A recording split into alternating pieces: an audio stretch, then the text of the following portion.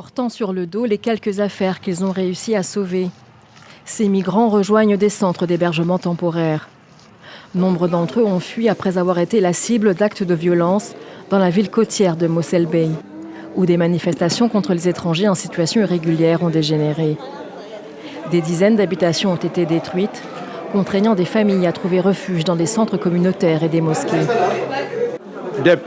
On nous a tout simplement chassés. Ils ne nous ont même pas demandé si nous avions des papiers ou non.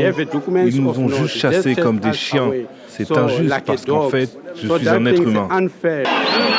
Le Mozambique déplore le décès d'au moins 5 de ses ressortissants dans des attaques xénophobes. De leur côté, les autorités sud-africaines ont confirmé jusqu'à présent la mort de 2 citoyens mozambicains et indiquent que les enquêtes se poursuivent.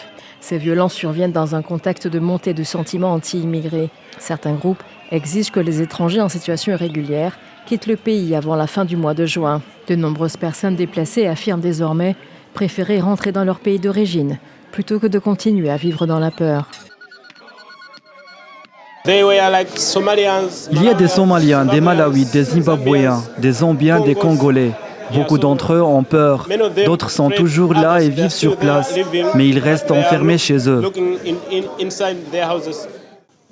Le Ghana a organisé des vols de rapatriement d'urgence pour ses citoyens, avertissant que les autorités n'en faisaient pas assez pour freiner la menace. Accusation rejetée par Pretoria, qui estime que les pays africains devraient s'attaquer à l'instabilité, à la pauvreté et aux problèmes de gouvernance qui poussent les populations à quitter leur pays d'origine.